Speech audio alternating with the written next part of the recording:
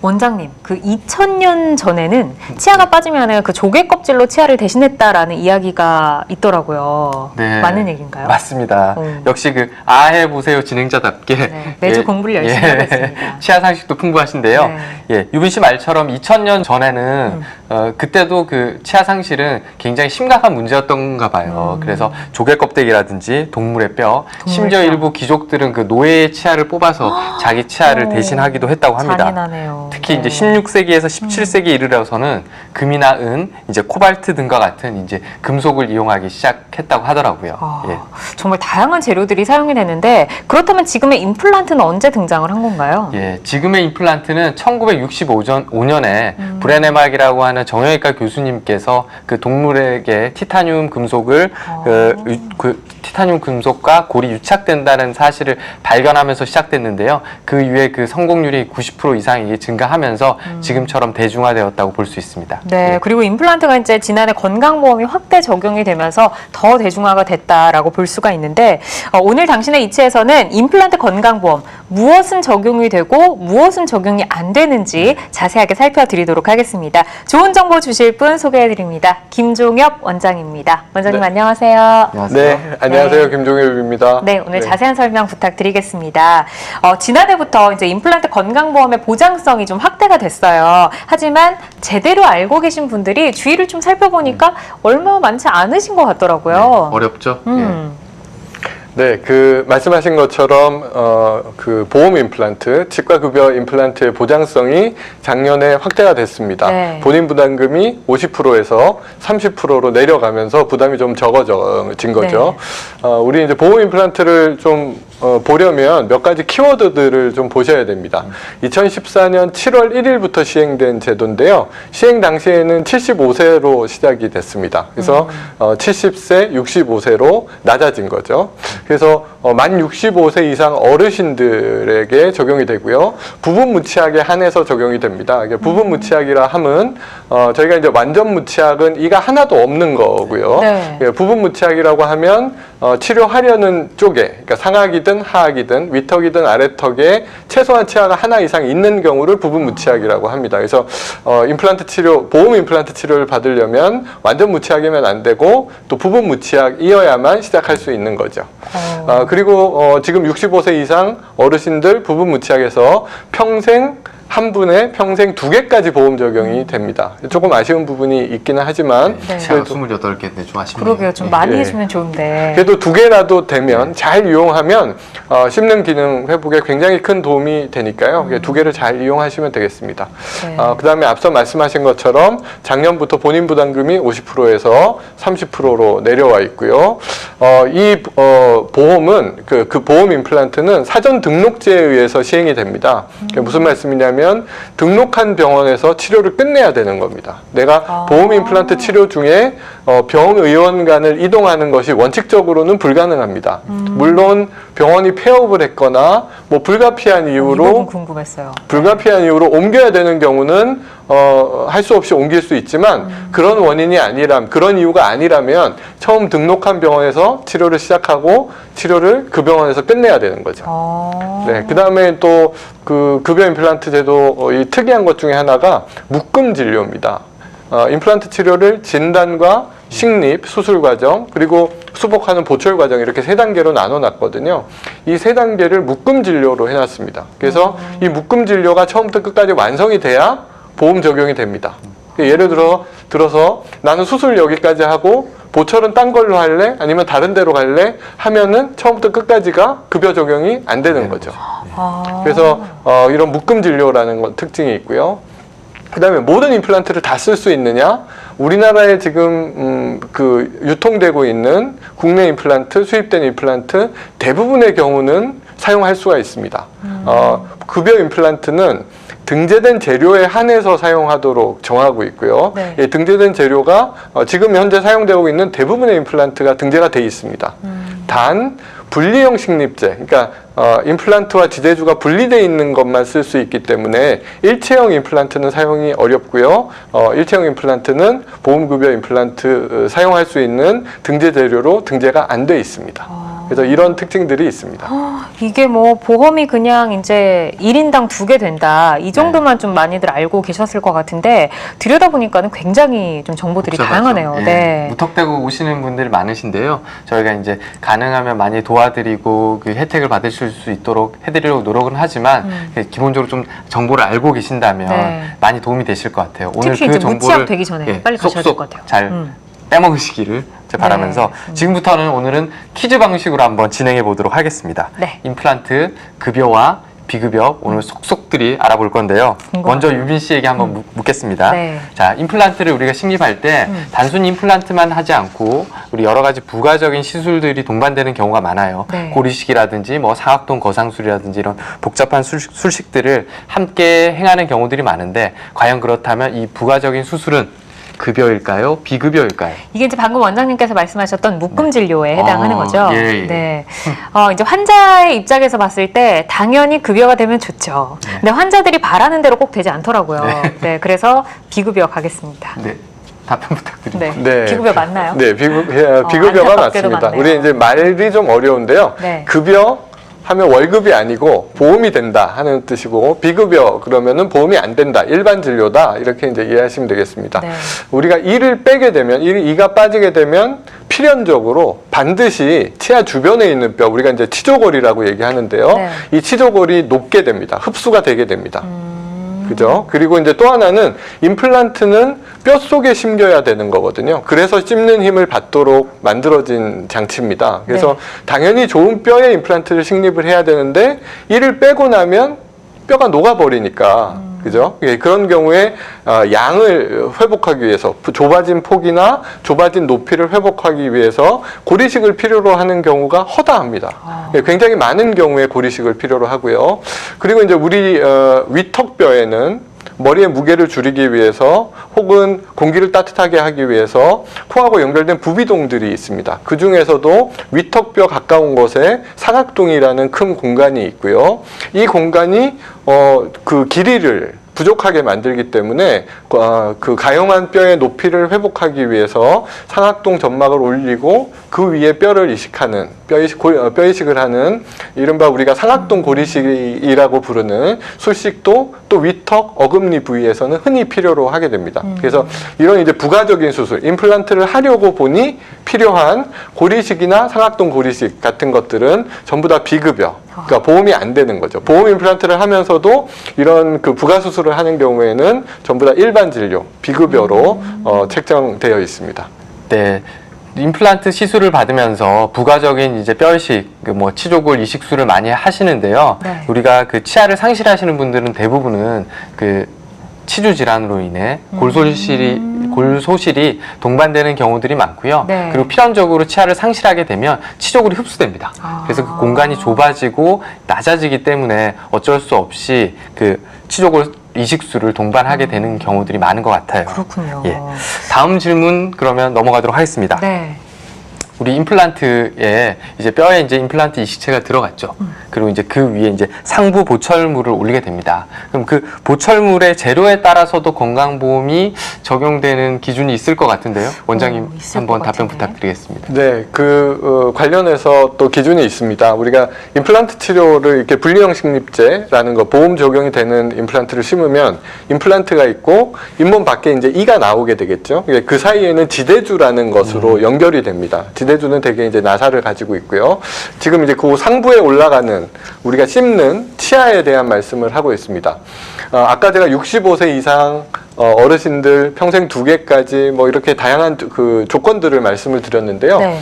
이것도 조건입니다. 최종 보철물은 금속 도제관이라고 부르는 귀금속이 들어가지 않은 합금 위에 도자기가 올라가는 PFM, 금속 도제관만이 사용 가능합니다. 급여 보험 임플란트에는요. 그러니까 예를 들어서 귀금속이 들어간 금리 골드 크라운, 그다음에 기금속이 들어간 금속 위에 도자기가 올라간 경우, 혹은 비기금속, 그냥 금속을 썼다 하더라도 그 위에 도자기가 안 올라간 경우, 메탈 크라운, 그다음에 이제 요즘 많이 알고 계시는 지르코니아 크라운, 이런 것들은 비급여인 거죠. 그래서 이런 것들이 최종 보철물로 사용됐다면 전체 과정이 비급여입니다. 아까도 제가 말씀드렸듯이 전체 과정이 묶음 진료거든요. 그래서 진단과 보철 수술 과정 중에 진단과 수술 보철 과정 중에 어느 하나라도 정해진 바를 어기면 비급여가 되는 거죠. 그래서 보험급여 임플란트의 최종 보철물은 금속 도제관, 금속 위에 도자기가 올라간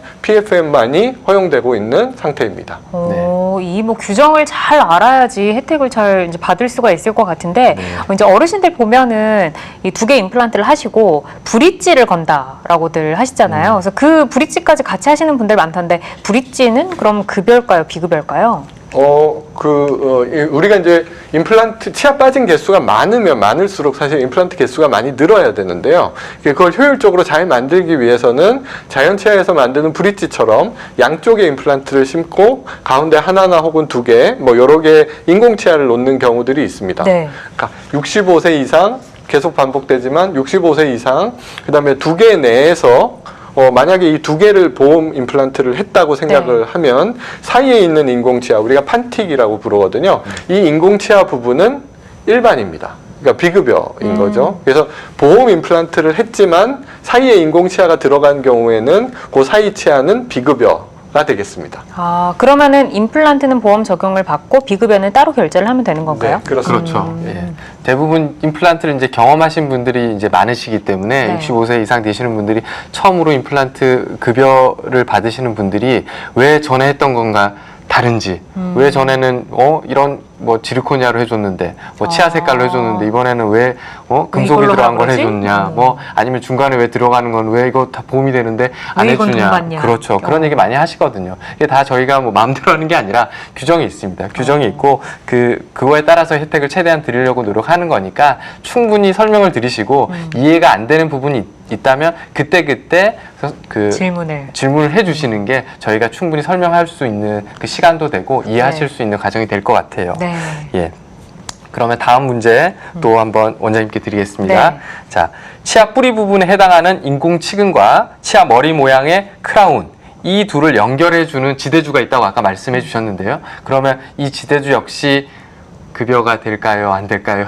예, 설명 부탁드립니다. 네, 그 질문에 대한 대답은 급여가 되기도 하고 안 되기도 합니다. 그래서 경우에 따라 좀 다른데요. 우리가 이제 지대주라는 것이 아까 말씀하신 것처럼 임플란트와 크라운 사이에 들어가 있는 부분입니다. 그래서 이 부분은 임플란트 회사에서 가공해서 만드는 기성지대주라는 것이 기본적으로 있고요. 이 기성지대주는 그 보험급여 임플란트 안에 행위료와 재료대 2개로 나눠서 이게 모두 다 들어가 있습니다. 그래서 기성지대주를 쓰는 경우는 추가로 비용의 부담이 없이 전부 다 급여로 적용이 가능한 거죠.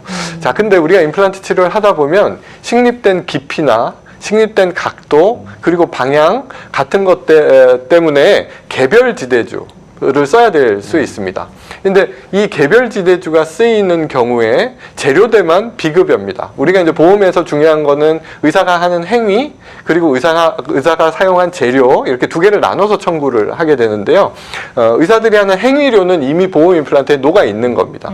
그래서 재료대는 따로 청구가 가능한데 실구입가로 청구가 가능합니다. 그래서 기성지대주가 사용됐다면 급여가 되는 거고 개별지대주가 여러 가지 이유로 사용이 됐다면 이 개별지대주의 재료대 부분만 비급여로 일반으로 적용하게 됩니다. 저는 이제 임플란트 하면 만 65세 이상은 2개 이렇게 이제 기억을 하고 있었거든요. 근데 이제 오늘 설명을 듣다 보니까 뭐 급여가 되는 것도 있고 비급여가 되는 것도 있고 뭐 굉장히 좀 복잡하네요. 네, 맞습니다. 보험으로 해줄 거면 다 보험으로 해주지 뭐 하려고 이렇게 복잡하게 만들어놨냐 하시는 분들 있을 수 있습니다. 근데 그럼에도 불구하고 전 세계적으로 유례가 없는 제도입니다. 이렇게 임플란트를 보험으로 해주는 거는 특히 이제 우리나라밖에 없나요? 아니요. 그럼요. 완전 무치약은 유럽에 몇 개국이 있는 것으로 알고 있는데 부분 무치약에서 이렇게 전 국민을 대상으로 65세 이상 이렇게 해주는 나라는 우리밖에 없는 것으로 알고 있습니다. 그래서 이 보험 임플란트 2개로 제한돼 있긴 하지만 이것만으로도 충분히 저희는 제가 생각하기에는 어르신들한테 큰 혜택을 주고 있는 거라고 생각이 됩니다. 네. 급여되는 부분, 안 되는 부분 조금 요약을 해보면 65세 이상 부분무치약에서 2개까지 급여가 된다, 보험이 된다. 하지만 임플란트를 심기 위해서 필요한 주변의 고리식, 그리고 상악동 고리식 같은 부가수술은 비급여, 그러니까 일반이 되는 거고요. 그리고 개별 지대주라는 것이 사용됐다면 이건 재료대만 비급여가 되겠고, 임플란트를 브릿지 형태로 만든 거라면 사이에 들어가는 인공치아, 판틱은 비급여가 되겠습니다. 그러니까 임플란트만 보험이 된다, 이렇게 생각하시면 오히려 이해가 쉬워질 수 있겠습니다. 네. 네. 역시 그 김종윤 원장님께서 개인적으로는 또 유튜버시거든요. 역시 유튜버답게 설명을 정리까지. 어쩐지 너무 잘하시더라고요. 그렇죠. 제가 네. 뭐 정리를 할 필요가 없을 것 같습니다. 자, 그럼 이번에는 유빈 씨에게도 한번 물어보겠습니다. 자, 그러면 임플란트를 하고 나서 사실 뭐 수술이 꼭 성공하지만은 않을 거 아니에요. 간혹 이제 부작용이라든지 실패 사례들도 이제 경험하게 되는데요. 그러면 임플란트 재수술일 경우에 역시 이 항목도 급여가 될까요? 비급여일까요? 재수술. 네. 뭐 이게 재수술인 경우에는 뭐 부작용도 있을 수 있고 실패하는 이거는 해줘야 되지 않을까요? 좀 어렵죠? 이거 예. 해줘야 될 것 저도 좀 같아요. 헷갈리는데요. 해주셨으면 좋겠습니다. 원장님께 급여? 한번 여쭤보죠. 네. 예. 급여일까요?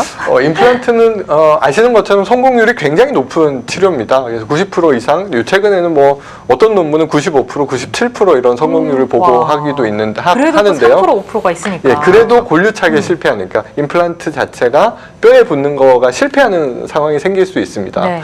제가 아까 처음에 이 보험 임플란트는 특이하게 묶음 진료라는 말씀을 드렸고요.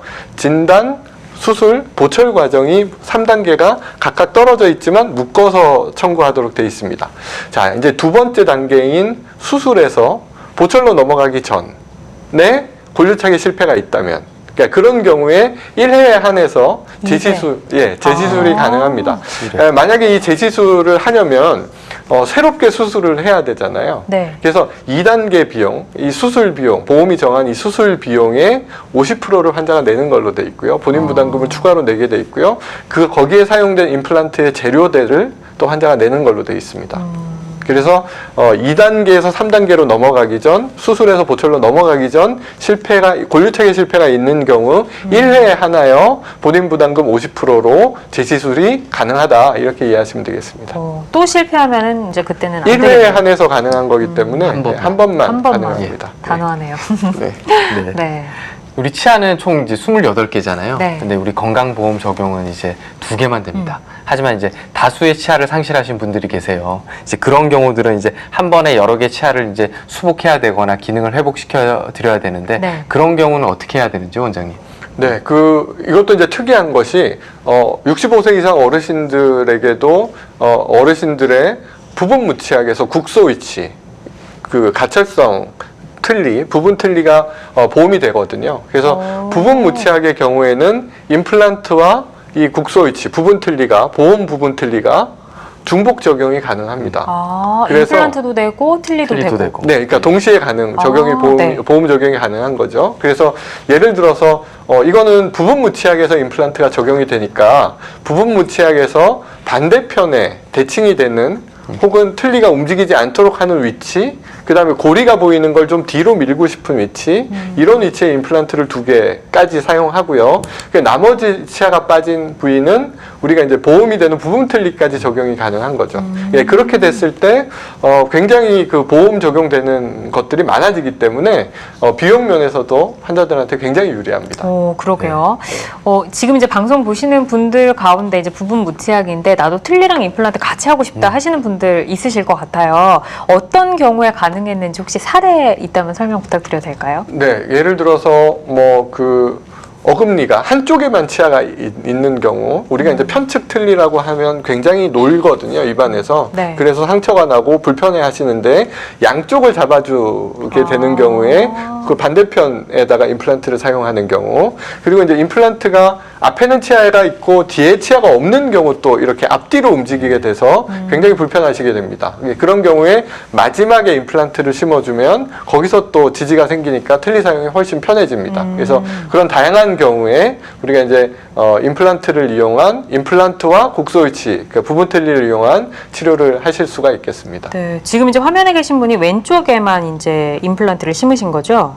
그렇죠. 오른쪽에는 이미 치료된 임플란트가 있는 거고요. 그래서 대칭을 맞춰서 반대편에는 임플란트를 심어드리고 그리고 앞부분만 국소위치로 부분 틀니로 수복한 경우가 되겠습니다. 네, 이제 저희가 보험 임플란트와 보험 틀니를 중복 적용한 사례를 설명을 드리고 있는데 환자들마다 치료 효과는 다를 수 있는 점 유의해 주시기 바라겠습니다. 자, 임플란트 치료 이후에도 AS 기간이라고 이제 뭐 AS라고 하겠습니다. 네. AS 기간이 있다고 하는데요. 이 부분에 대해서도 한번 설명 부탁드리겠습니다. AS 기간이 따로 존재를 하나요? 네. 네, 그 모든 치료가 마찬가지지만 임플란트도 아주 좋은 치료지만 그럼에도 불구하고 문제가 전혀 없는 치료는 아닙니다. 그래서 어떤 일이든 생길 수 있는데요. 심지어 이제 저희가 치과 의사들끼리 하는 말로는 임플란트가 자연치에 비해서 가장 좋은 점은 충치가 생기지 않는다 얘기합니다. 충치가 생기지 않는 것 말고는 이 말은 다른 문제는 다 생길 수 있다는 말이죠. 그래서 충치 이외에는 문제가 생길 수 있다. 보험급여 임플란트, 그러니까 급여 치과 임플란트, 보험 임플란트에서 3개월의 점검 기간이라는 것이 있습니다. 네. 그래서 보철물을 딱 끼워주는 날로부터 3개월 동안은 점검 기간입니다. 이 점검 기간에 문제가 생겨서 병원에 오면 병원에서는 진찰료만 내고 어떤 문제든 보게 되는 거죠. 그래서 이 3개월 동안 문제가 있다면 빨리 발견하는 게 굉장히 중요합니다. 그 중에서도 특히 임플란트 주변의 질환과 관련된 경우에는 잇몸 치료하는 것처럼 대부분 보험 적용이 가능합니다. 그래서 3개월 내에는 진찰료만 내는 거고요. 3개월 이후라 하더라도 임플란트 주변에 질환이 생기는 경우에는 잇몸 치료를 적용하듯이 보험 급여로 보험 치료로 이렇게 치료 받으실 수가 있습니다. 3개월이 지나도 임플란트 주위 질환과 관련해서는 보험급여가 적용된다라고 하셨는데 그렇다면은 적용이 안 되는 경우는 어떤 경우일까요? 네, 그 보철물을 낀 날로부터 3개월 동안은 진찰료만 내면 된다고 그랬고요. 네. 그 3개월이 지난 시점에 보철물과 관련된 문제들이 생길 수 있습니다. 아까 그 지대주라는 게 있다고 그랬고 네. 그 지대주는 나사로 연결이 되거든요. 나사가 여러 번 풀린다거나 나사에 손상이 생긴다거나 하는 경우에 나사를 교체해야 되겠죠. 그 교체 비용 같은 것들은 이제 비급여 일반이고요. 3개월이 지나기 전에는 되는 건가요? 그렇죠. 3개월 내에는 진찰료만 내는 거지만 3개월 이후에는 나사를 교체해야 된다 그러면 교체하는 비용.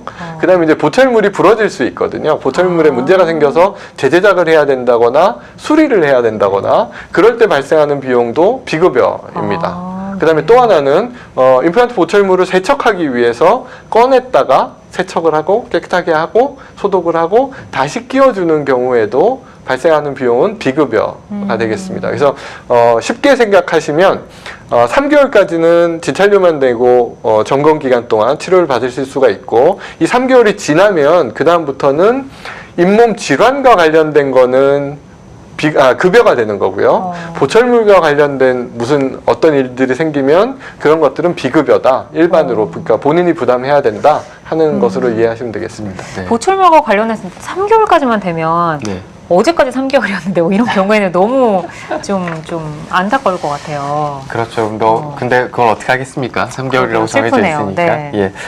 원장님도 말씀해 주셨지만 임플란트는 그 완벽한 치료는 아닙니다. 이게 충치가 안 생기는 것 외에는 모든 문제들이 생길 수 있고요. 그렇기 때문에 3개월 안에 꼭 그 검진을 받으시는 것도 중요하지만 그 이후에도 정기적으로 꼭 치과를 찾으셔서 임플란트 주변의 잇몸 그리고 나머지 자기가 갖고 있는 치아 그리고 구강 전체적인 걸 체크하시고 관리를 받는 게 가장 좋으실 것 같아요. 네. 저희 방송은 이제 2달 좀 넘었잖아요. 항상 매주 아마 보시는 분들 아시겠지만 매주 저희가 드리는 말씀이 있습니다.